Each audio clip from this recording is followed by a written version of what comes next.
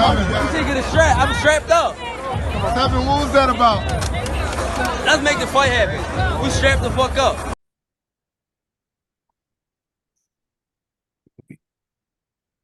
Yes, ladies and gentlemen, welcome back to the SZN Podcast, episode 153. I'm your host, Flowz. I'm your host, Kam. And be sure to check us out on all the socials, Twitter, Instagram, Spotify, Apple Podcasts, all of that. We're on there. Check us out. But yeah, we've got a special guest in the building today. Welcome back, Mr. 5-star Seun. Yeah, we had to get you back. Because we're doing good. I know you're doing good. I'm doing good, bro. I'm not doing as good as a man in America right now, but I'm doing good. Yeah, look, I should have called you the Prophet or Mystic 5-star because in fact, let's start with a round of applause for you because we got to do it. We got to do it. You came onto the pod last week and you were bullish in your predictions. And let's get into it actually. Go on, Kam, what are we talking about today? We're here to talk about the aftermath. Errol Spence Jr., Terence Bud Crawford. Seun, I'm a man of my word. I said last week, you know what? I said we were both on two opposite sides of the street. We were both on two opposite sides of the street. We came together and you made your prediction. I made mine. I said I'm happy to be wrong, and if I'm wrong, I'll have you back here next week, and I'll take my medicine. So we're here to, as we said, we're here to give you a round of applause, give you your flowers, Seun. You called it right, and Errol Spence, my guy, Errol Spence, got the brakes beat off him by your guy, Terence Bud Crawford. That's Flowz. The boys. The best way to put it was, for me, decimation. He got battered. And what is so funny is, did we, all three of us, we sat on that couch in that studio last week, and we said, wouldn't it be funny, if this fight happens and someone gets washed? And we all laughed. We said, nah, Tifa, that's crazy. Even you was like, yeah, come on, that's not going to happen, but it'd be hilarious. Yeah, no, I agree. Only for a certain guy to get washed. Absolutely battered. So absolutely crazy show. You was there talking. I don't even know if you believed it yourself, really, when you was talking like, "Oh yeah, I actually think Spence could be stopped. Bud's gonna stop him." Blah blah, and it came to pass. So yeah, maybe the Prophet should be your new name. Fam, what I witnessed last night. Obviously, we'll get into it, but what I witnessed last night was just jaw dropping. I was in awe of what I was watching, and I'll be so real. Probably one of the greatest boxing performances I have ever seen in my life. And that's a lot because I've seen a lot of boxing performances. Yeah. But for me, I came away thinking just, wow, God. Yeah, that was my take on it overall. Seun, obviously I know you're watching that like a proud dad. I want to ask you this, Seun. Did you think it would be that bad?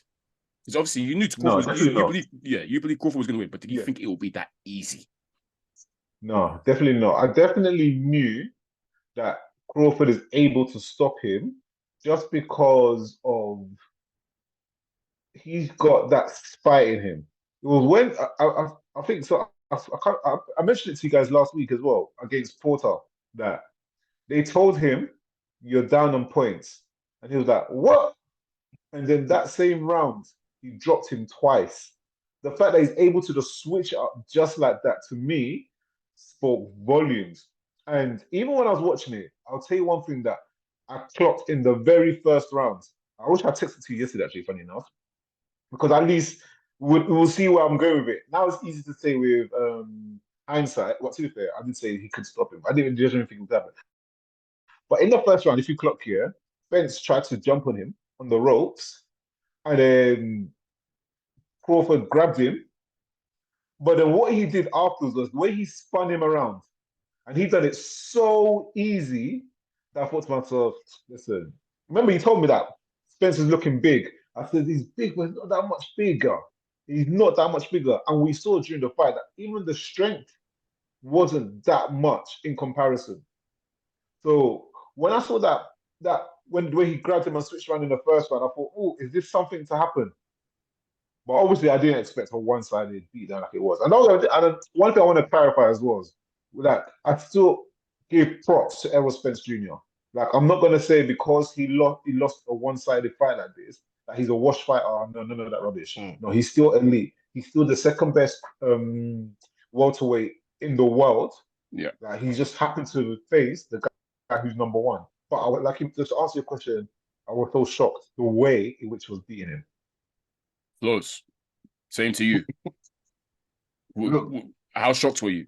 Because I know he was shocked. I was definitely shocked, man. He was sitting on the fence last week. I was shocked because Seun was sat next to me, and I was like, I questioned you. I was like, wait, are you saying Crawford's going to stop Spence? And I asked him like you were saying something crazy because you were talking about knockdowns, and I was like, you're calling knockdowns for somebody who's never been close to being. Yeah. And he was like, yeah, you can certainly knock him down. And I was like, you're talking. And look, within 2 rounds, we've seen Spence on the canvas. I was stunned. Yeah. And I'm telling you, look, the fight started exactly how I thought it would start. Yeah, Spence, I was going to say, Flowz, let's get into it round by round. So first round, yeah, go on.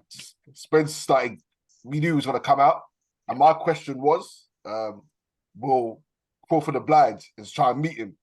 But Crawford was himself. He was biding time. He was being patient. He was watching, downloading data. So I was like, that's good from Crawford. But also good from Spence because Spence was getting straight. Jab was active, was thrown out there. Volume was coming, moving forwards. So I was like, cool. Yeah, this is how I expect it. Fast start from Spence, downloading data from Crawford. Gave the round to Spence personally. But how did you, man, see it? Same as you, Flowz. The first round went exactly how I expected. We know Crawford tends to take normally about 4 rounds to warm up. Normally, not today though, but yeah, 4 rounds to warm up. And I knew Spence. We watched Spence. The pressure is his game. The activity is his game. So, and I liked the first round from Spence. I liked the first round from both of these guys, but obviously I gave the round to Spence because I said to myself, look, you can see Spence has been active here. He's winning the battle of the jabs in the first round. And he's probably landed more shots in that first round just based on volume alone. And like I said, that is exactly what I expected. I didn't expect anything less. So that first round to me, Spence calmly. Wouldn't say Crawford looked in trouble, but that's what I was saying. Look, this is what I mean. This is what Spence does. This is a slow round for him, even though he's active. This pressure and this activity, he's going to up it and up it and up it and up it. And I want to see how Crawford deals with this. I don't think he can deal with it for over 12 rounds. Boy, that second round was I wrong? Seun, how did that first round go to you? Exactly like you guys said. It was before the fight even started. I think I mentioned this last week. I kind of related it to Hagler Hearns when they had that straight shootout, and Hearns came with the wrong tactic of swinging with a swinger. And don't get me wrong, Hearns knows himself that he's got a big power punch, so he could definitely do that. And I definitely think Terence Crawford looked at that fight and said, you know what? This is what we all knew what Errol Spence was going to do. He's going to try and pressure him. I thought before the fight started that Terence Crawford will get into a slinging fight with him, but would be able to handle it and will be able to drop him. But what I did anticipate was he's going to actually use a different tactic, which was reminiscent of Ryan Garcia and Tank Davis, where it's like, if you keep rushing into me, I'm going to time you properly and I'm going to drop you, which is ultimately what happened in the second round, where it wasn't a case of Terence Crawford getting into a slinging fight. He was looking for timing. And it was Floyd Mayweather himself that said, once upon a time, they asked him, how do you deal with speed fighters? He says, timing beats speed. Timing beats speed. And we saw that yesterday. Seun, Flowz, and you deep it, talking about the second round now. Crawford figured out Spence's timing in 1 round. It took him 1 round for him to figure, like I said, how long did it take with Me Machine? It was about 4 or 5 rounds before he actually started timing Me Machine properly. But it took him 1 round to adjust to Spence's speed and his tactic. And that's what we saw in that second round, where Spence, obviously off the back of a strong first round, is thinking the same again. You can't forget, guys, that this is Spence's bread and butter. This is what has got him to this point. He pressures every single, apart from Mikey Garcia, where he wants to show more of his boxing skills. In general, Spence is becoming a three-time champion, a three belt title holder in the welterweight division, based on pressure and breaking guys down, and people can't live with that. So he's there thinking, I'm not going to fix what isn't broken. It's worked for me in that first round. Let me keep going. And he's doing the exact same tactic, etc., etc., etc. But one thing that happens with Spence sometimes against a good fight, because even though he comes forward a lot, he's got very good head movement, so he's not like he's an easy target to hit. But obviously, he's never faced someone that with the precision and accuracy of a Terence Crawford. And what we saw is when Spence came in and he's come out now, slightly off balance, Crawford's timed him perfectly with a counter shot. And that's what's dropped him. It wasn't I don't think he was particularly, hurt, but not massively hurt. But it was the fact that obviously Crawford's caught him as Spence is on the way out after coming in. Countered him, timed him perfectly, boom. Seen Errol Spence drop for the first time. Flowz, I want to know, because obviously, like I said, Sean's messaged me straight away saying, see? Flowz, when you see that him go down for the first time ever, amateur or pro, what was your thoughts and reaction? Right before the knockdown, actually, I was looking at Spence's defense and I was thinking it's lacking because he was responding with offense and his defense was just stepping back rather than stepping sideways. He was just stepping back. And he stays on a straight line, right? Yeah, straight line offense all the time. It's not. He was stepping back. He weren't moving. There was no lateral movement, which is typical of Spence anyway. But with someone as accurate as Crawford, there was one. I think Crawford threw a missed, but Spence's reaction was to throw a jab. Rather than I know exactly. I know exactly the moment you're on about, because it was shortly afterwards he then got the knockdown, but he tried to time him beforehand. And he just missed. Missed, and Spence's reaction was to just throw a jab. He didn't throw a jab. It's like, yo, you better be careful. Like, anyway, when that knockdown happened, I was like, whoa. Like, I think I was trying to see if he looked hurt. It was a flash knockdown. He caught him on the way out. He caught him off guard. It was two shots that he caught him with one and he followed up with another, I think. And he went down. I was like, yo. But my thinking was like, Spence is going to get active now. Spence is going to up the activity now, was my thinking. But I was like, if Spence is doing this after round two, if Crawford's doing this after round two, Spence, you're in trouble here. That's what I was thinking. Like, you need to do something the next round, otherwise you need to show you can hurt him or do something. Yeah. And wasn't it concerning to you guys that Spence didn't have a plan B? Yeah, because Crawford would have had a plan B, but Crawford would have made adjustments. I know that for a fact. It's good, actually. I'll caveat in. Well, I'll lead into that because I just want to pick up some of what Flo said, but it actually leads nicely into what that question Sean. But obviously, when Spence has gone down, knowing Spence as well as I do in terms of watching him in his fights, and we think we all know, we spoke about the chip on the shoulder that he has, and I knew straight away, cool, he's gone down. He's going to look to want to make a statement now. And obviously that's what we saw in that in that third round, when Spencer started to go crazy and really, really be super aggressive to just try and get his get back. Because obviously he's thinking, I've been dropped. I can't let this guy bully me like this. Cool, let me get my get back. Let me hurt him. Let me drop him. Let's even the odds. And this is where I started to get worried, because even though it looked great and he was going for it, and I think he landed a really big shot as well in that third round when he was going crazy. I'm worried because I'm thinking to myself, this is the last thing you want to do against someone like Crawford, because you're just going to leave yourself open to being timed again.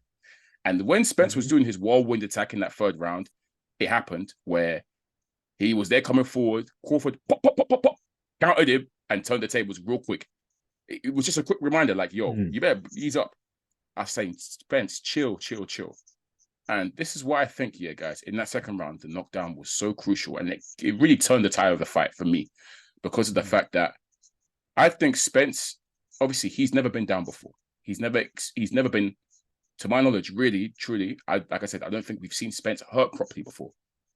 For him to go down and stuff, that's new uncharted territories for him. And his first reaction was, fight, fire with fire, let's go for it. And again, like I said, you can't do that against someone with the precision and accuracy of the Terence Crawford. That was his mistake. Him reacting to that knockdown in that way, he really should have taken a step back and thought to himself, okay, I've tried the pressure thing, it's not working. Let's think of something else. But let's not forget, guys, pressure is all he knows in this sense. It's what has gotten him so far. He's broken down every opponent based on his pressure. So he's thinking, look, I'm not going to fix what isn't broken. I'll just up the pressure even more. And as I said, that's the last thing you can do against Terence Crawford. So it's a little bit disappointing that he didn't have the plan B. But I'm looking at the psyche. I'm not surprised that he thought to himself, let me just stick to what I'm doing, because it's gotten me this far. And if I up the pressure, I can break him. And like I said, you can't do that against Terence Crawford at all. It's the biggest mistake you can make. So, yeah. Second round happened, third round happened. Sorry, go on. You know what's crazy is I think Terence Crawford showed a lot of respect for Spence. He was buoyant at Flowz. He was buoyant. No, I think he, in terms of his preparation, I think he showed a lot of respect in terms of there was no chip on his shoulder. Like you mentioned, the Kavaliauskas fight, where he had a chip on his shoulder in that fight. He was like, no, I'm going to fight this way and I'm going to stop you. Yeah. He came in and said, I'm not going to meet Spence at his game. I want to fight my game. I'm going to work this game plan. And he stuck to it. And he didn't, I think he's seen how Spence performs. He studied Spence. This fight is 5 years in the making. So he knows Spence well. Where people are saying, get into it later, where people are saying that, Avanison done better against him and Kavaliauskas done better. I don't think he really rated him, man, or respected him, man. Yeah. So I think he came in with some respect for Spence. And so he made it.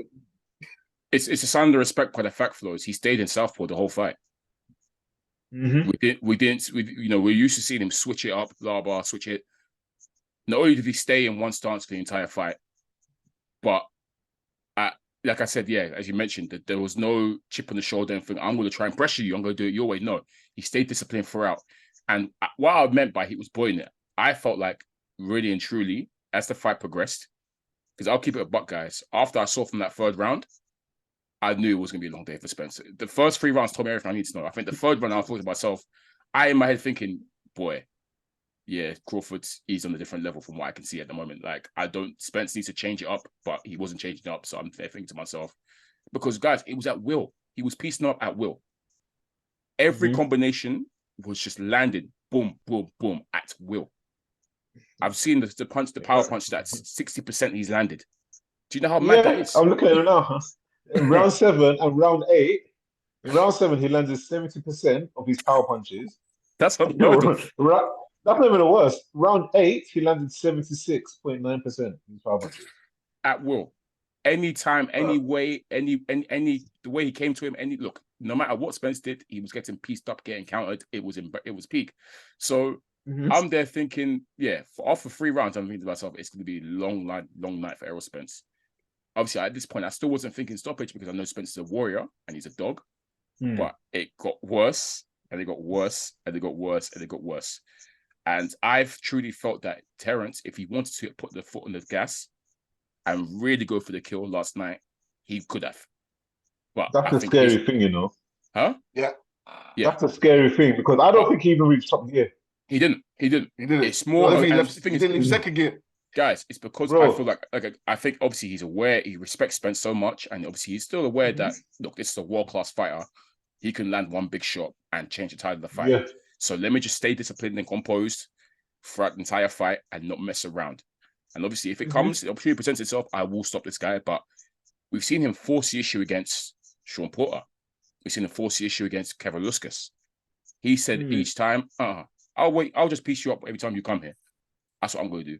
And when it comes, it comes. So that's what I mean by he was buoyant. I can't lie. he was buoyant. Because even like, my boy texts me and says that, bro, he just looks like he went for a run. I was like, no, he doesn't. He looked like he went for a walk in Dubai. He was sweating, but he went out of breath. No, his composure. Oh my gosh. I've never he was so chilled. The composure from this man, ridiculous. Never looked stressed once. It And looked now like look he at went for- Spence. what's This it guy called? was fighting his Huh? toughest fight ever. I It couldn't looked like he believe that just this went for a guy's hot fighting his shower. Wait, say that again. Bro. One more, guys. wait, I said so he looks like he went for a hot shower. That's oh, what- okay, yeah. Sean, what did you say? Sorry, I couldn't hear because you got I something. couldn't, I couldn't believe that this guy's having the toughest fight of his career. So sad. yeah, It's sad. it's very it's sad. sad, and obviously it's going to get sadder because obviously as the fights progress, we're just seeing utter domination, right, guys? And Spence is getting no success at all in anything he tries. Again, he's No, stuck you know to. what? Yeah, he was actually landing quite a few power punches. He was landing good That, shots. there was a few hooks. There was a few hooks that he landed. Yeah, But Crawford just ate them up.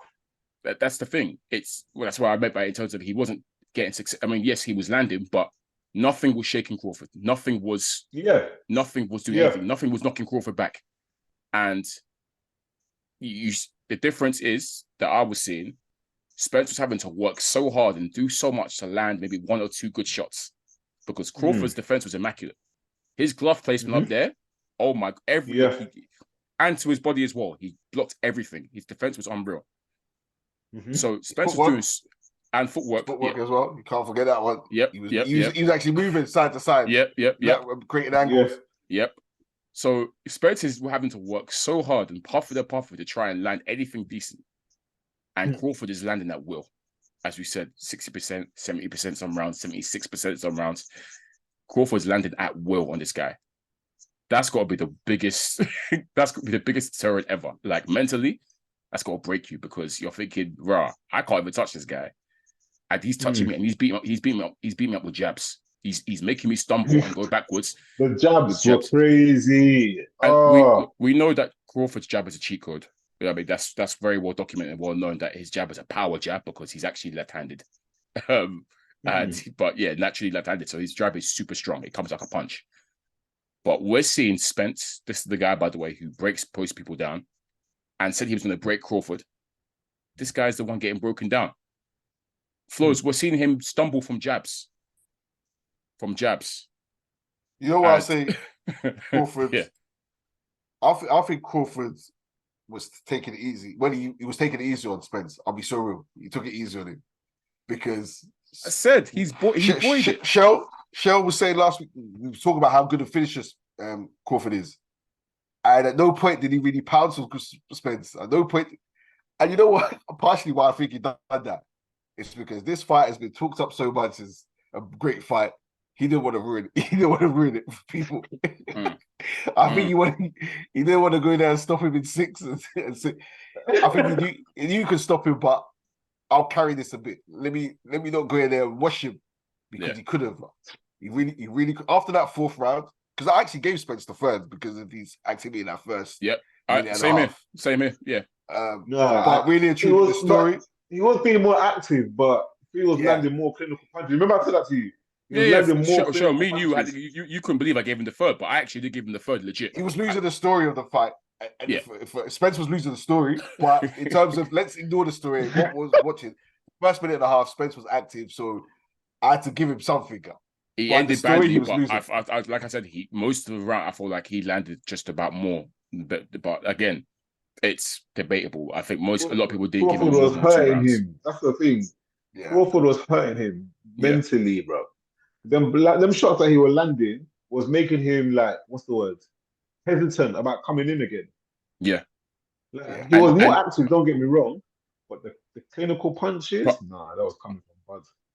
And guys, you've seen that shift, right? After 4 rounds, we've seen Errol Spence, who again, this is the big fish, the guy that comes forward all the time and presses you. As you mentioned, Sean, we're suddenly seeing hesitancy.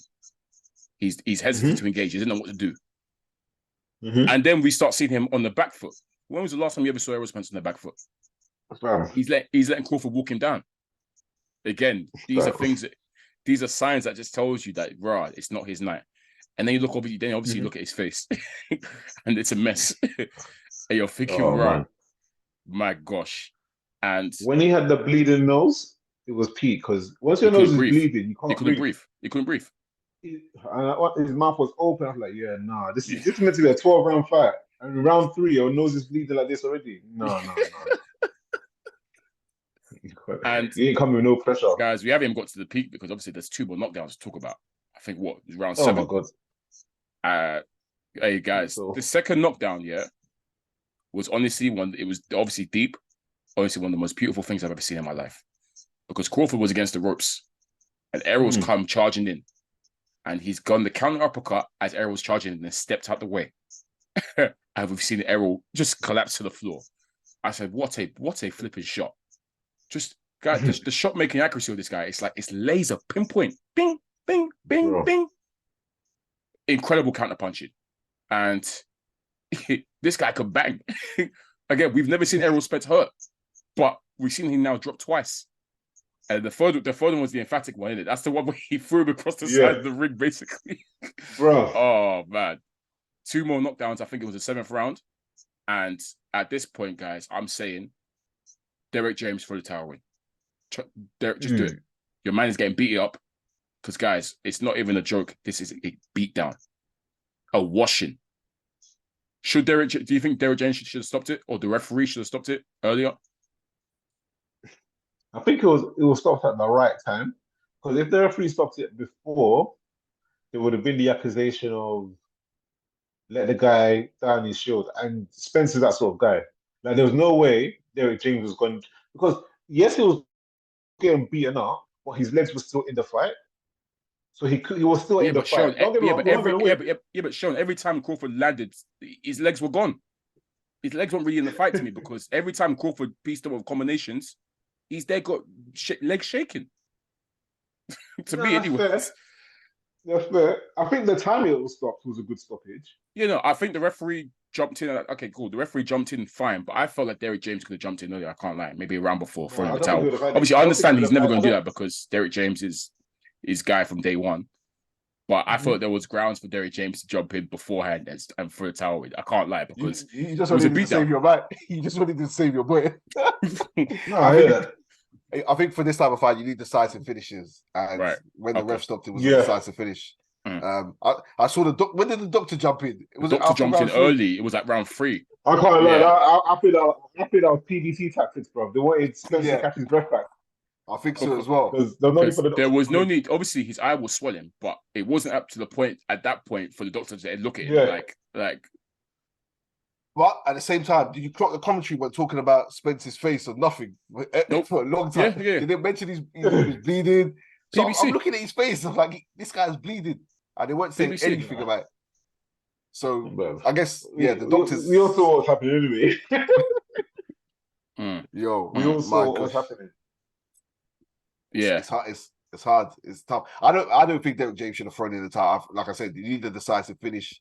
But I think that round, I was saying, ref, stop it. I think the round ref stopped it. I was just saying, ref, jump in now. It's over. It was he was all over him. Spence was all over the place. Every shot was every shot was wobbling. There was wobbling. It was definitely the right. Like I was saying, ref, please jump in. Like stop. Like come on, stop throwing the damn towel. Like after the third knockdown. Yeah. And this is the like I said, this is the most stunning performance ever, I swear, because guys, this is Errol Spence Jr. Yeah. This ain't no small fry. This is Spence, fam. But we have to get into it. Is this a faded Spence? is this a finished Spence? Is this a weight train Spence? Look, obviously we're seeing the excuses being rang out. Me personally, Flowz, I'm not buying any of the excuses. There's no excuses for me at all. Okay, Seun. Yeah, Seun, you go. I don't even want to hear it, bro. he knew the way from the beginning. And to be fair to him, he even said to himself, I'm not going to give no excuses. The better man won today. So, I'm giving that. Like, when people try to tell me about weight drain, I was like, nah, rubbish, man. They knew beforehand what the weight was. Like, if it was an issue, they would have said, no, we can't handle this. Yeah. Nah, let's not. Like, Spencer, top pro, man. Just the way he acquitted himself, post defeat, obviously, gave Crawford all the props. I'm not trying to hear anything. Look, for me, I'm not trying to look when they said, "Oh, ring rust." I've debunked that because he had ring rust against Danny Garcia, beat Garcia. Had ring rust against Ugas, destroyed Ugas. I'm not trying to hear that. Weight drain. Yes, honestly speaking, though, you go on. Yeah, go I on. do think there was a bit of ring rust, but that's no one's fault but himself. Like, let's call it a spade a spade. One, he's I think that's the he's a reason why PBC fighter, so PBC fighters, their definition is ring rust, first of all. But Spence, like I said, we've seen him twice come back from long layoffs and look amazing. Yeah. To me, guy, he just lost to the better man. Simple, man. Like, yes, I agree. Yeah. Look, he probably would do better at 154. Like 154, 147 is hard for him to make, 100%. He's a big guy. And I definitely feel like he would acquit himself better at 154 versus Crawford. He still loses to me. Crawford still does what he does because we can't forget, guys, that Crawford will also be stronger at 154. He will hit harder. Yeah. So, yeah, I'm not trying to hear anything about ring rust, this, that, and the third. He lost to the better man, guys. And it's shocking to us because obviously he got washed. Errol Spence, the boogie man, got washed.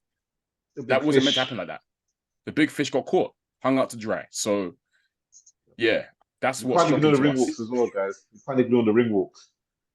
My guy came out. To be honest, when you're coming up with Eminem and doing Lose Yourself, I can't lie. That should be alarm bells to me. I'm there thinking, rah, that's a big boy song. That's a big flex, Eminem. Yeah. With the fishnet. Yeah. Man came out of the fishnet. Yeah, man. Cold. Crawford won the ring walks. He won the fight. He won everything. All the narratives they put, he'd be too small, too weak, too this. Not only did he show he was stronger than Spence and hits harder than Spence. Obviously, we knew he was, he showed he was a better boxer. Everything that they said that Spence would do, Spence will break him down, this, that. He did everything to Spence. He did everything that we said that Spence was going to do to him. So, just look, he's just better. He's an alien. He's an alien, to be honest. He actually is an alien because, like, what I was seeing, you don't do that to Errol Spence. You don't do that to Spence. Spence is a world-class elite top what? Look, I'll be so real. Top 5 pound for pound. I'll find the excuses out there. Look, this isn't the same Spence. It can't be. I'll find the excuses. This guy's been in a car crash. Look, since the car crash, he's had 2 fights. Danny Garcia and Ugas. Danny Garcia and Ugas are not Terence Crawford. In the words of Kenny Porter, I did like his preparation. Well, we knew this last week. And I threw out there last week. I didn't allow you to tip, but it wasn't convincing enough to tip it towards Crawford's favor. Because you're giving a prediction. But when someone doesn't fight regularly, I always say to Cam, if you haven't fought in the last 6 months, you're brand new to me. Like I don't know what you bring to the table.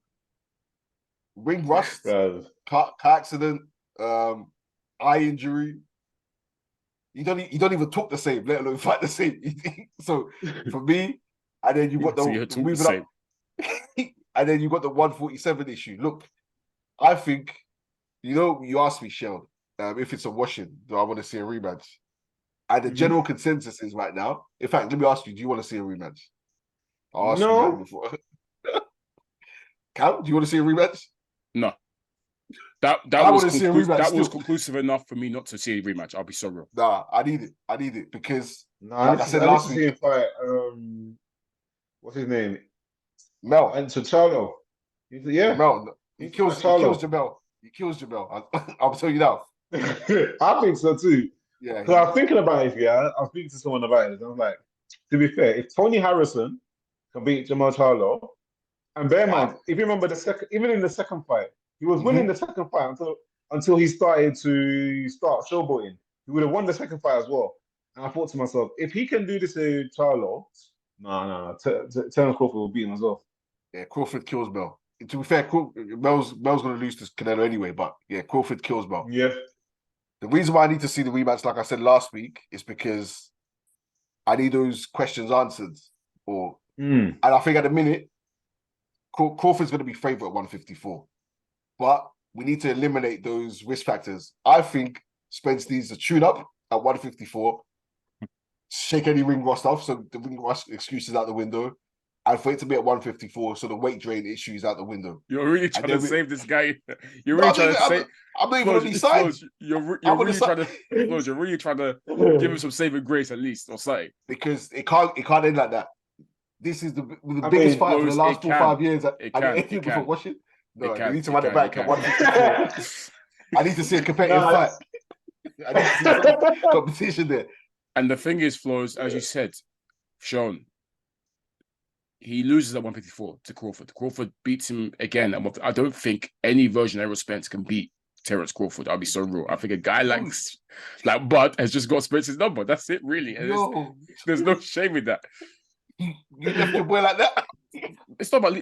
Don't forget. Pause. Bud was also my boy, so that's why I said I'm not mad at. Obviously, it's shocking to me how it went down, but I said last week that I'll be calm if he loses to Bud because Bud is really him as well. They're both those guys to me.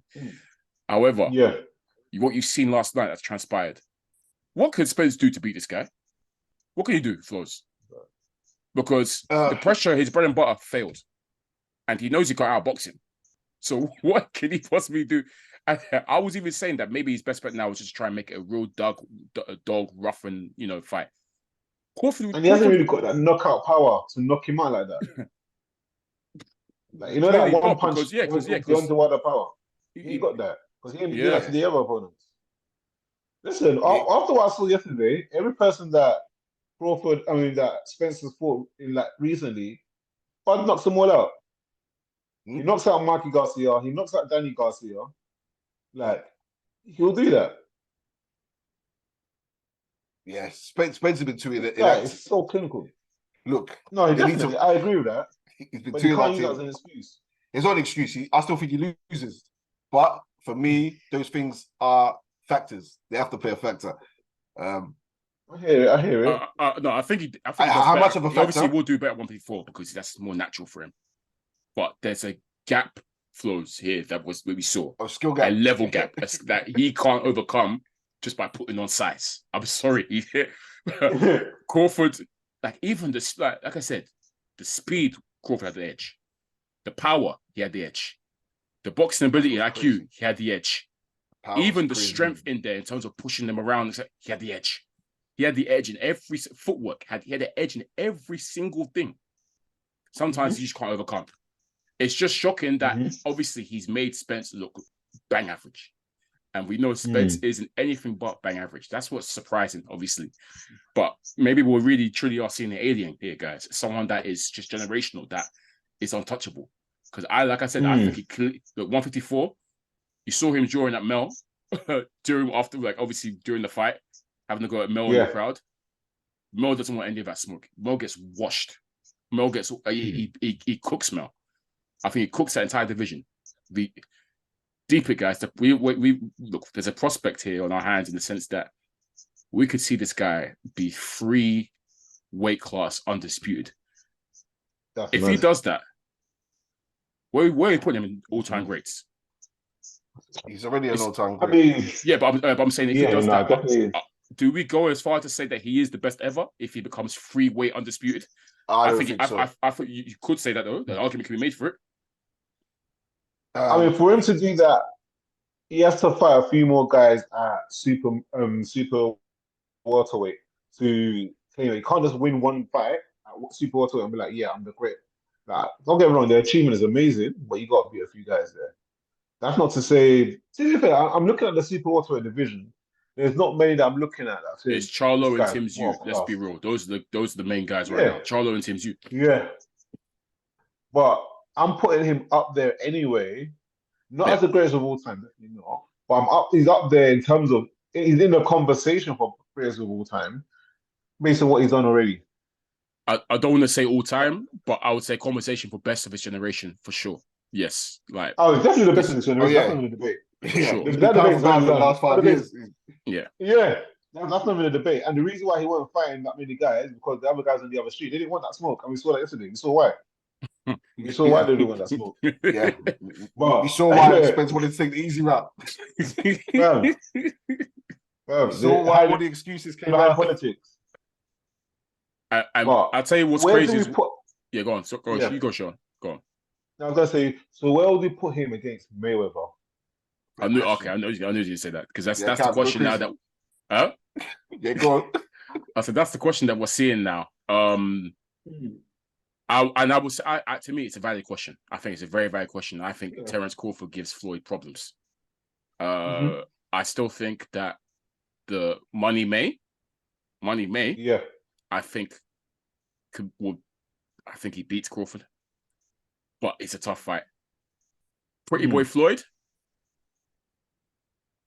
I think Crawford could beat Pretty Boy Floyd. I think Crawford beats Pretty Boy Floyd.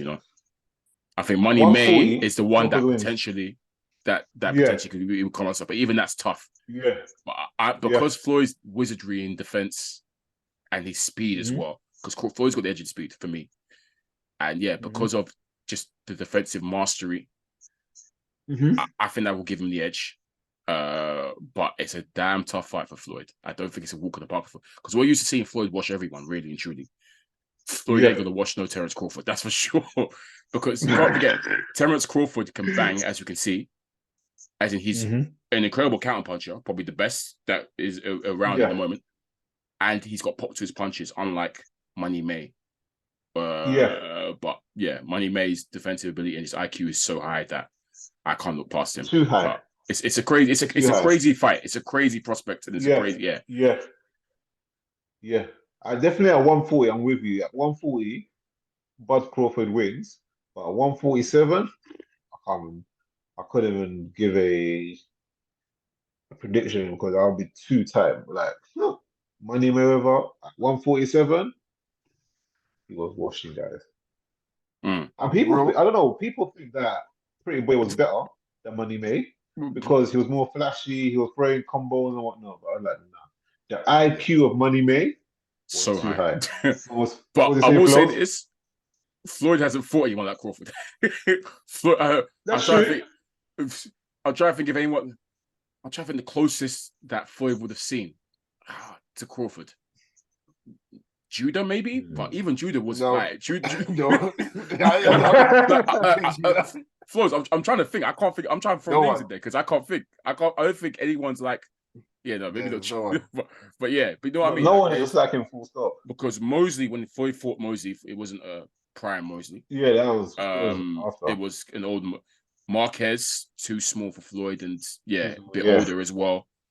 I'm just trying to think who. If there's anyone Floyd would have fought that is like Crawford, and to be honest, no one. There's no one like this. We've not seen a Crawford before, and we've not seen a Floyd Mayweather before.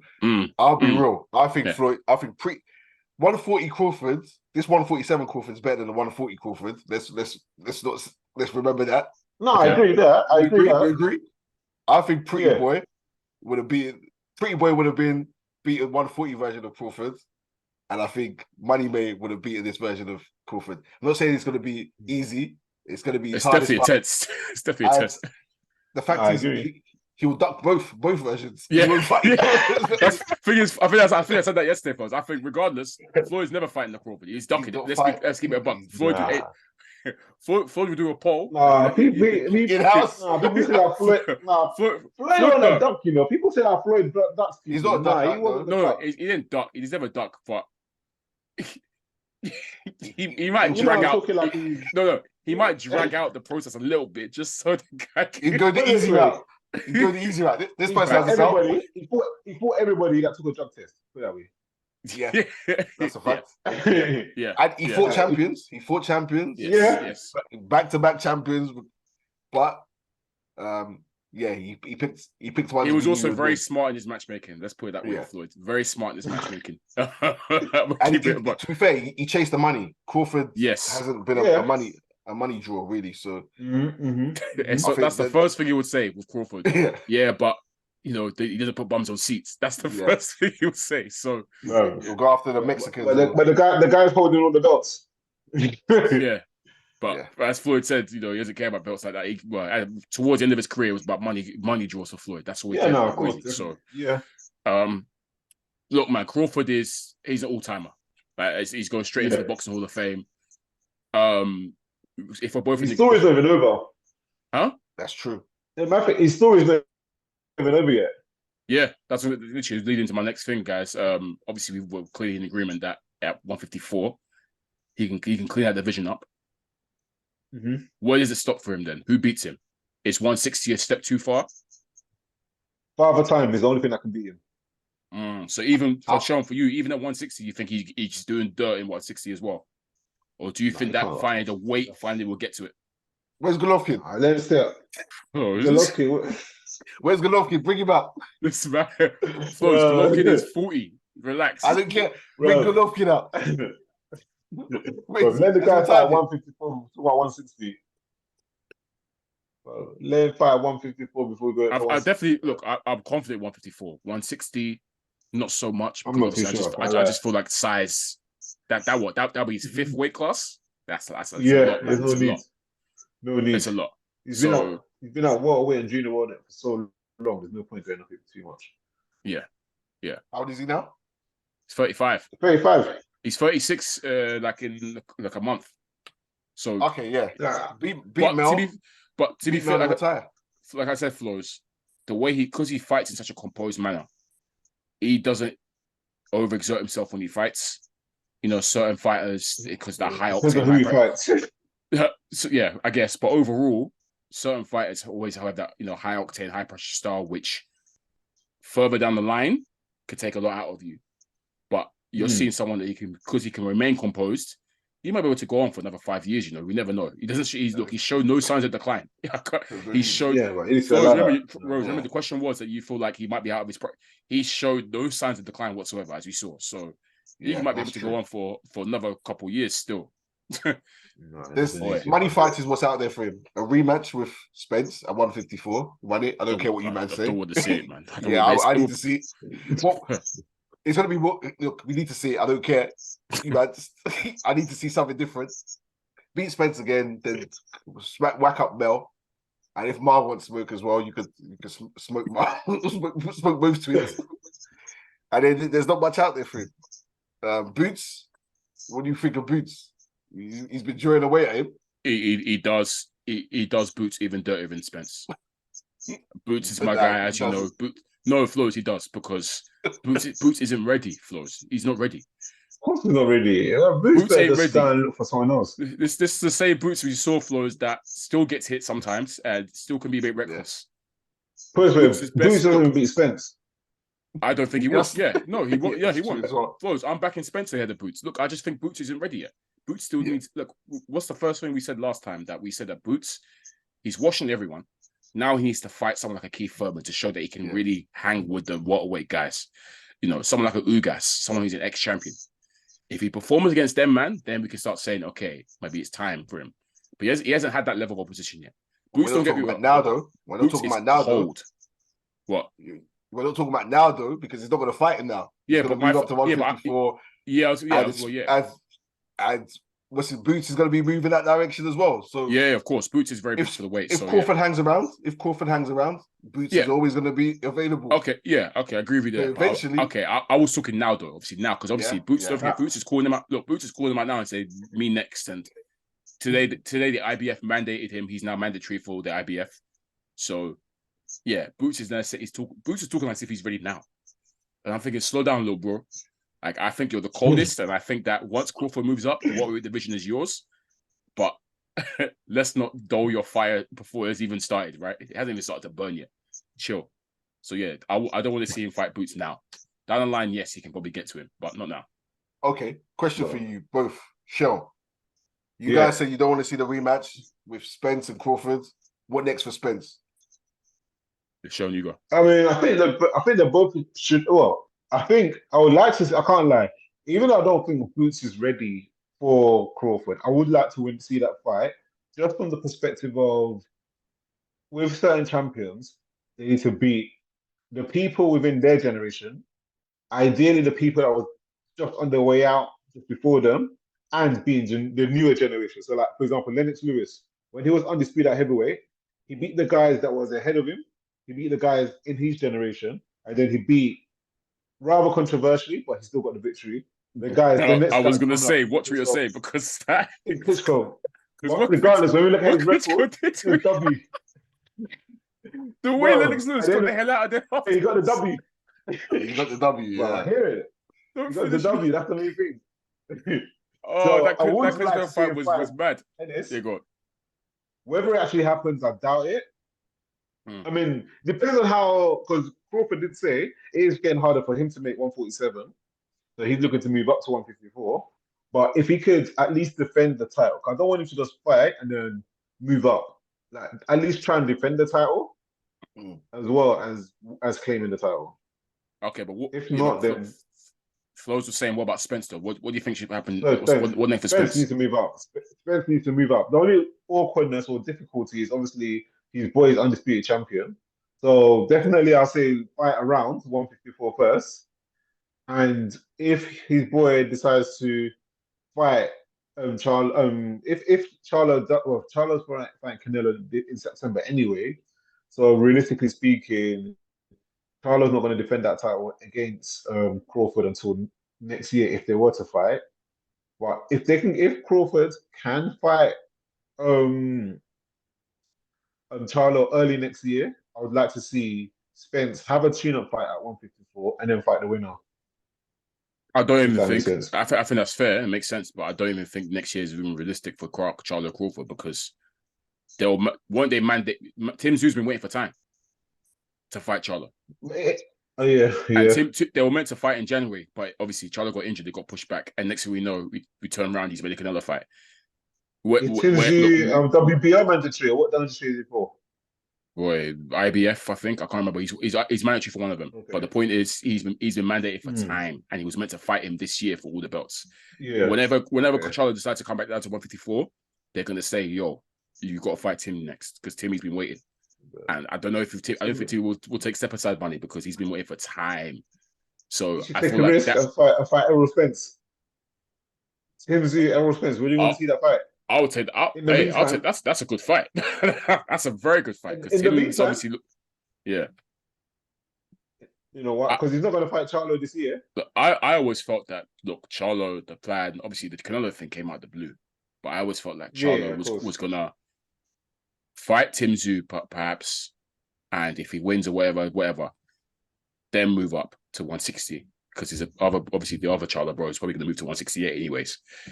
And then obviously that will free up Spence off the back of winning, becoming undisputed at 147. He can come to 154 and take over there. That's always what I thought was going to happen. Obviously, a lot of things is obviously spanning the works. Crawford won, and obviously Charlo somehow got Canelo fight out of the blue. So I don't even know what's going to happen now. But I feel like, I'm with you in the camp that, in the sense that Sean, I don't know if Spence and Charlo will fight because they're boys. The stable mates. Well, he said he would. Spence said he would. Yeah, no, Spence. But I'm saying from Charlo's side, I don't know if Charlo will be on that. Yeah, as you know, we suspect that Charlo gets bashed up by Spence and sparring anyways. Like I feel like that's been confirmed. So I feel like Charlo wouldn't want to fight Spence anyways. So yeah, it's a bit of a weird one. But for me, Flo, to answer your question, what next for Spence has to be 154 and start campaigning there. If again, I don't necessarily want to see the rematch at this point, but if he's a warrior, so I think he's going to want the rematch. So obviously, he will rematch Crawford, he will lose, and then just start campaigning at 154. You know, so because he could look, Spence could be champion again. Spence is world class. Like just because he got dusted by Crawford doesn't mean he's going to get dusted by everyone else. But if Crawford's going to move up to 154, so look, he's up. Look, he needs to try and grab something real quick. If not, if he takes too long, and Crawford gets the belts, long day for him. He's not winning nothing at that division. But he can at least. But yeah. As I say, it's unfortunate that Crawford's around because Crawford's going to follow him. So wait, are you telling me 10 times out of 10? Crawford beat Spence. Yep. I'm saying it. Yo, that switch up was massive. I've seen enough. Maybe he can grab one or two, but the bulk of it, Crawford's going to win, and it just is what it is. He's just better than him. Simple. Okay, yeah, I hear that. I think Spence, move up, tune up at 154, not Tim Tszyu. I mean, a comfy tune-up against someone credible. What's it called? Rosario's there still. Castaño. Yeah, Castaño. Yes. Yeah, there's a few names there. Beat one of them and then run it back with Crawford. Why not Tim Tszyu, bro? Don't get me wrong. I don't think Tim Tszyu would necessarily want it. I don't think Tim Tszyu would actually want it, but fight or loss is he? Why is it Flowz? You say it's because it's dangerous for Spence. Yeah, Tim's too young, up and coming, strong. To be fair, Castaño's dangerous as well. To be honest, Yeah, Castaño's very dangerous as well. Yeah. But I think you need a confidence builder, and you need to feel out the weight first. Who did Danny Garcia fight when he moved up? He fought Benavidez though, Jose Benavidez Jr. Oh, that's okay, silly. But move up and move up, feel out the weight, get you. Lara maybe. Yeah, is Lara still about? Lara's still about, bro. He beats Lara, so yeah. Or Jarrett Hurd. Yeah. What did That guy is he still fighting? I don't even know if I don't know. No, I think he's still like. And he got like 3 losses in a row. Yeah, that guy was another weight bully. But wait, we talked about Fury and Wilder last time. They had 2 interim fights before their rematch, didn't they? Yeah. It wasn't just 2 one. Two each. Was it 2? Yeah, I think they both had 2 fights before they jumped to the. No, I think Wilder had 1. Actually, no, Wilder had 2 against. Wilder did have 2. He had 1 against that American footballer where he knocked out in 1 round, and then he knocked out Brazil. Ortiz, Brazil and then Ortiz. Yeah. So Fury, Schwartz, and Wallin. Yeah, they can do that, and then run it back. That way, both Spence can like build up his impressive. He can be impressive again or look impressive again. Maybe even grab a belt on 154 if Mel decides to move up or something, and then they. Yeah. So we all agree, guys, that Spence isn't finished. He isn't like because obviously my gripe with boxing and boxing fans. When someone loses, suddenly it's hype train derailed, and he was a hype job, and he was never good, etc., etc., etc. I hate that stuff. Pisses me off. I was seeing the comments. And Flowz, obviously, boy, when you're seeing the casuals start talking as if Spence was like you're seeing man like DJ Academics comment on Spence saying, "Oh, this guy Spence is whack. He's getting bashed up, etc. You shouldn't even be in the ring with this guy." Like we can agree as obviously boxing heads that we know Errol Spence is not finished. He's not done. It's a tough beating, but he can come back from this and win another belt again in a new division. 100%. Yeah, cool. Because I would see people. Some people say retire, bro. Some people say you should retire, which is insane. That's ridiculous. Yeah. For some reason, we're seeing all these 50-50s not being 50-50 whatsoever. Crazy. It's crazy. Crazy. You see Clarissa Marshall. Some people said Tank and Garcia was a 50-50. It really wasn't. It wasn't, but I Tank washed him. No, that was not crazy. Question for you guys, actually, because I spoke about earlier in terms of this is one of the most impressive boxing performances I've ever seen. Ooh, good question. Can name me some other ones that you guys had you like wow. I mean, I'll throw one in there as well. Before I give the floor to you guys, but Fury Wilder 2 had me like wow, because no one expected Fury to do that. We thought it would be a typical tappy Tyson Fury.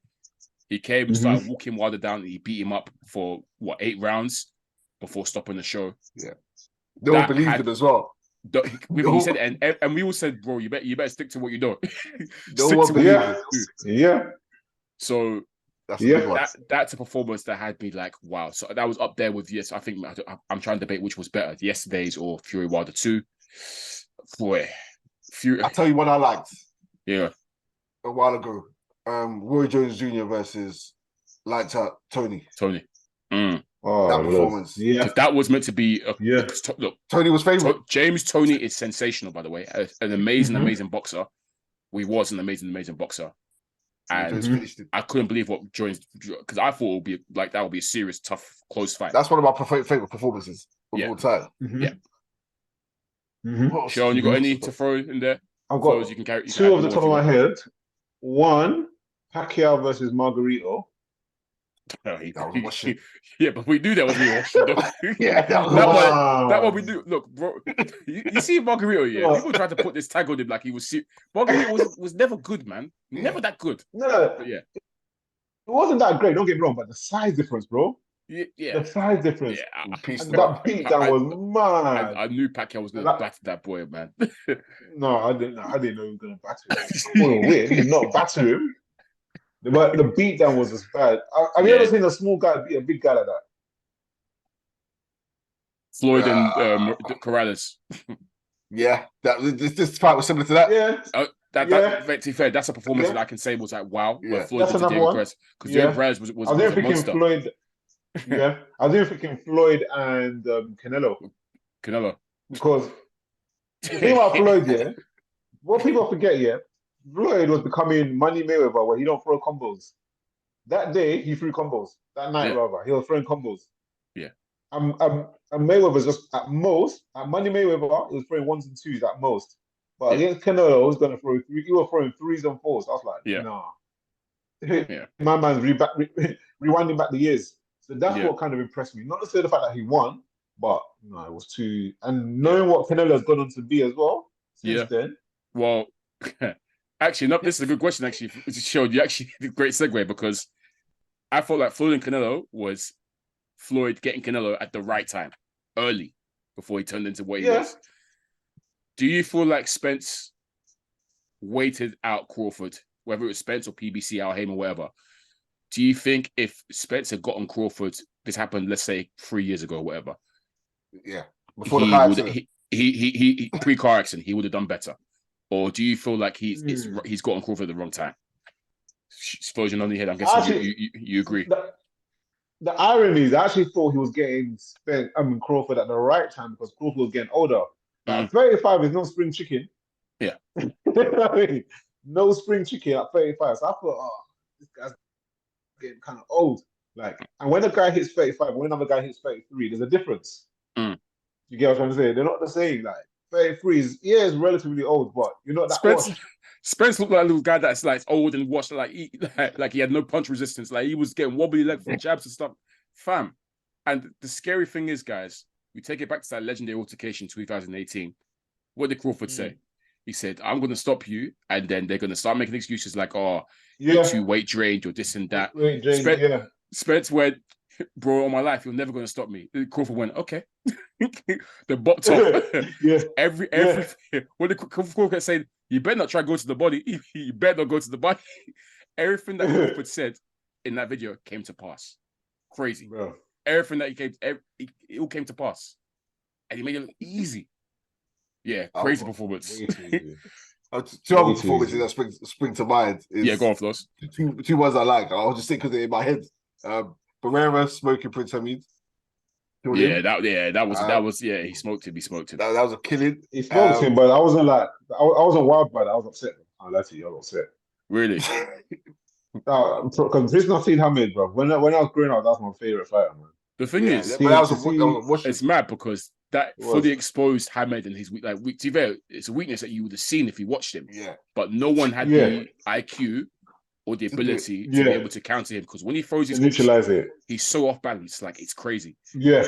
And Barrera was the first, and then after that, obviously he knew that. Man said the jigger's up. You got me. Cool, I'm gone. And the other one is the De La Hoya smoking with Yoga. De La Hoya, as I like to not too often admit that that's your goat. That was my guy. Oscar De La Hoya was my guy. I'll be so real. One of my favorites, and that performance right there. Even to be fair, he was always going to smoke. Yeah, it's just more the trash talk from Yoga, right? Yeah. But really and truly, Spence. Sorry, one more. Floyd washing Gatti the way he did, because they were saying Gatti was gonna do something. Floyd killed him. Killed him. Yeah. No, another one for me, just for the sake of redemption, was what's the Puerto Rican guy? He beat out Margarito. Margarito cheated the first time. Cotto. Oh yeah, when they loaded the rematch. I enjoyed that one thoroughly because the rematch. Cotto was my guy, and obviously after finding out that Margarito cheated, I was like, nah, you got to get your leg back. You have to, and he beat him up, boy. Bad. Yeah. Bad.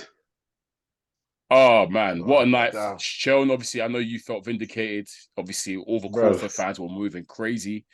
It was peak. They were going at everyone. I love that Crawford was talking his stuff too. I want him to go harder as well. He said, "Oh, you all doubted me, called out guys. Well done for getting onto Ellie too, because we know that guy's a real life clown." Should go to Cam as well. What for picking this? For picking the spec? Get out of here, man. 50-50 fight, man. Look, I can't get it all right. Flowz, I can't. I usually get everything right, but I can't get it. Sometimes I'm wrong, innit? It is what it is. I pick Spence.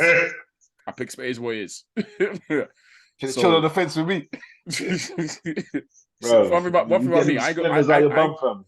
thing about me, I'm not Pause. going to be a fence man. I will pick if I feel like I can pick, and yeah, the reasons I thought were valid at the time, and Crawford proved those wrong. It is what it is. Like I said, I got nothing against the guy. Crawford is also my guy, so I'm happy with him doing what he did. Obviously, it hurts when you see someone that you really rate go out like that.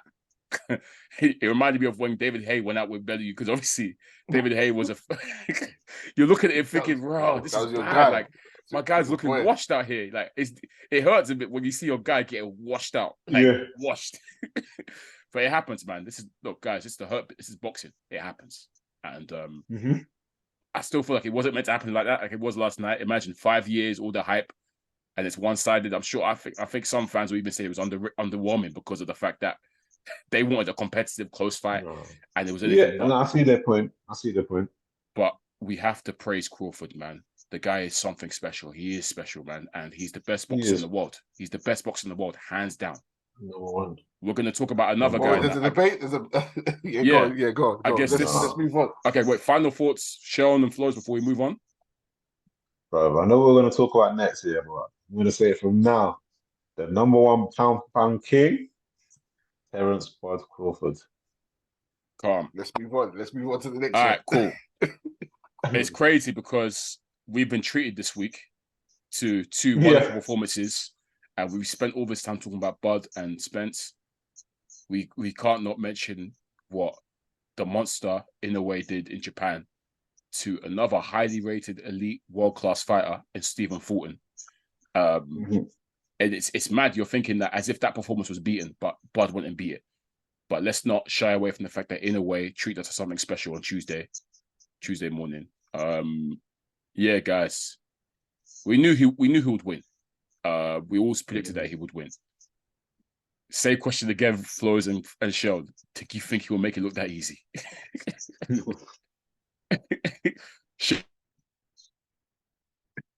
Seun, No, I wasn't expecting such an easy fight, and I'll say like, and I said this last week. I haven't seen too much of Paul. I've seen a few highlights of him, but from what I've seen, he's a good fighter. He's a good fighter. It's not like any washed guy. But what thing was doing to him, and bear in mind what people, I don't know if people forget this, but Inoue was coming up. He said, "I'm not doing no feel-out fight. I'm not doing let me test the waters in this level. I'm going straight for the champions." And he did that and beat him, bro. He went up and knocked him out. Like, no, that was a beating. That was a beating, man. I didn't expect that. I can't lie. Flowz. Yeah, I didn't expect Inoue's power to be shaken forward that badly so early. So early. I think from round one. He was shook, right? Fulton was shook from the first round. The moment he felt the power, he was scared, he was wary. He felt it, and I was like, yo, yeah, Fulton's getting stopped. Fulton's getting stopped. Shout out to Fulton because he made it competitive. He was throwing, he was landing. There was portions where he was having success. But the power stakes from the smaller man, it was crazy.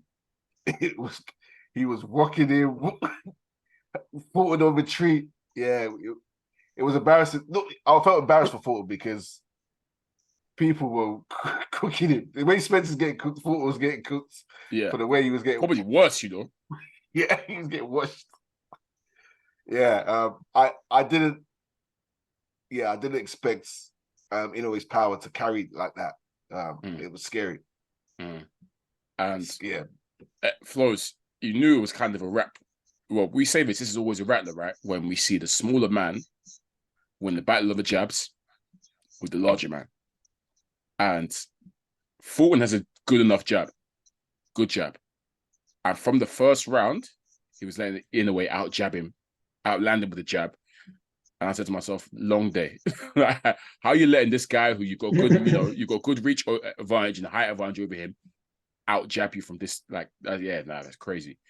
And as you said, Flowz, the moment Fulton, Inoue landed something a bit meaningful in the first round, Fulton just stayed in the show. He's like, he was in there in the pocket with him, but he didn't want to throw, didn't want to open up.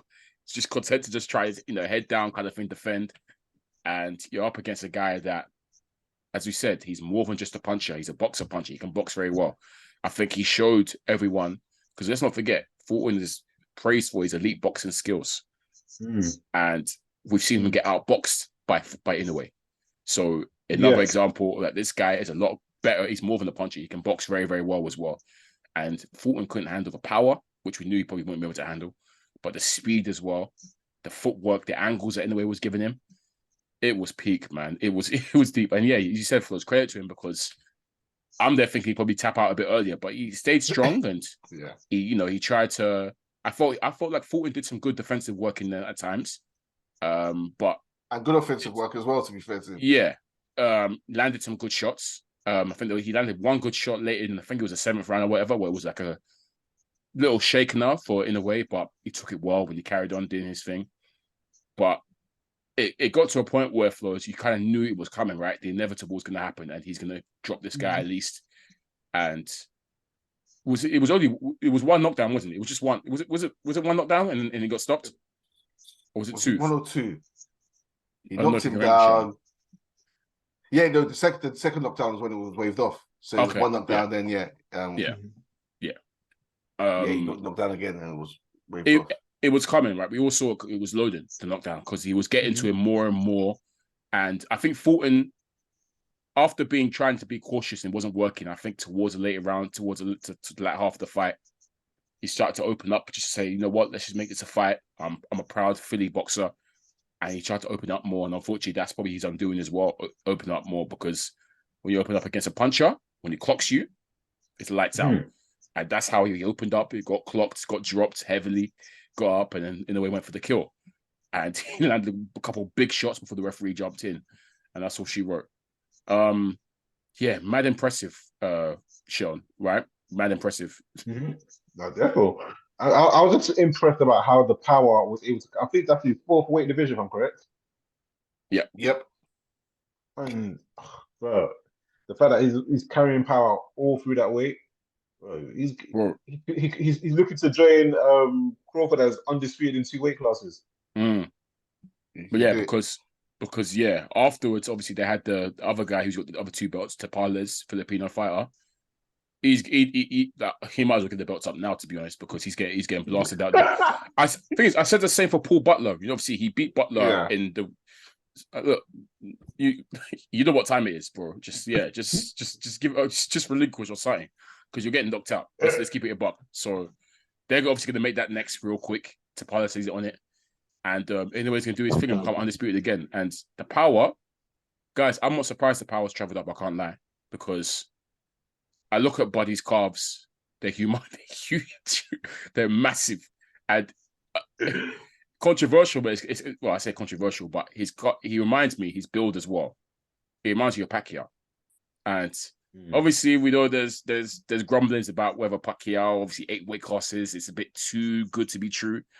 But Pacquiao had that same sort of build, stocky build, huge calves. And as you saw, the power traveled up with Pacquiao from all 8 weight classes. So he's got that kind of build. And I'm not surprised the power's going to carry out. And I think the power's going to keep on going up, guys. And when I said about Crawford in terms of, boy, where does he stop? I'm asking the same questions in the way, guys. Where does he stop? Because he's at 122 right now. Let's say 130. I said straight with it. I said, obviously, there's 2 weight classes in between him and 130 right now. I can't lie, he can make 130. He can get to 130. But I think that's I think 130. What I think is where it stops him. Maybe 135 would be a step too far, because you know what? They're trying to suggest he fights Tank. As you know. And I think that's Sean, there are people pushing the Tank Inoue fight already. And Tank needs to fight someone with a belt. He needs to fight someone in his weight class with a belt. Sean, sorry to break it to you, but after we've seen 2 PBC fighters get bashed up this week, Yeah, no way. we are never seeing PBC fighters in anything meaningful again. PBC is going to stand for Protected Boxing Champions because that's what it is. Well, Canelo's No, but the guys about to are run not through them. champions. The guys are not even champions, bro. The scoreboard for ours looking peak right now because all these fighters getting, and now people are saying this is why they do it in house because whenever they fight someone across the street, they get kicked, they get beat up. As you said, folks, Canelo's going to wash about 3 guys quickly, and then Benavidez and Tank are their last 2 hopes. Benavidez and Tank, they're not risking Tank against anyone. Tank's going to fight Isaac Cruz trilogy. Bro, Tank is not fighting anything meaningful at all. Forget the Devin Haney. Forget the Tank is not fighting these guys because they're gonna milk him. But yeah. Would you say Inoue number 2? If Crawford's number 1, Inoue number 2 pound for pound? Yeah. No, definitely. Yeah. Okay. Inoue was number 1 for a few days. for a couple of days, for real. The thing with Inoue, guys, as well, is they're gone. Usyk is probably say number 3. But Usyk only fights like once a year, bro. So for now, he's just be number 3. It's not his fault, though, is it? Though it's not his fault. He's tried to make the fights with. Granted, but he doesn't. He needs to up the activity. He's fighting. I mean, he's not. I have him at number 3. I have him at there against Dubois. I don't think beating Dubois pushes him to number 2. But if he fights Wilder, he fights Fury, who doesn't really seem to want it. Fights one of the top guys, then he can push up to number 1. But for now, I'm keeping it number 3. I think that's fair. If he becomes undisputed heavyweight, then he jumps. He's arguably number 1. I was gonna say he is number 1 for me. If he becomes undisputed heavyweight, I'll put him number 1 still. But it's regardless, it's those 3. How we want to cut and dice it, I think Crawford number 1 is bang on. If you want to alternate between Inoue and Usyk, maybe Inoue because of recency bias, I don't know. I'm not mad whichever one you pick, but it's those 3 for sure. What annoyed me, guys, with this Inoue thing is obviously the Americans first. I like to get onto our American counterparts. And just the comments before the Inoue fight, and even after the Inoue fight, just not wanting to give this guy credit. Back in Fulton without even watching Inoue and just saying, Scooter's going to beat him, he's going to wash him, etc. Without even calling Inoue a hype job from the jump. Even Fulton even said it before obviously when he said he's going to beat this hype job, etc. What gives you ground to say? Have you even watched this guy fight to be saying all this and what he's achieved already in his young career? And eating humble pie and swearing their words when Inoue's washed one of their best. And now we're seeing allegations of like people that try and discredit him, saying, Fulton wasn't right, etc., etc. Trying to say that Inoue dodging drug tests, etc. Give it a rest, man. American fighters hate giving other people credit, man. It jars me sometimes. American boxing fans. It really annoys me sometimes, man.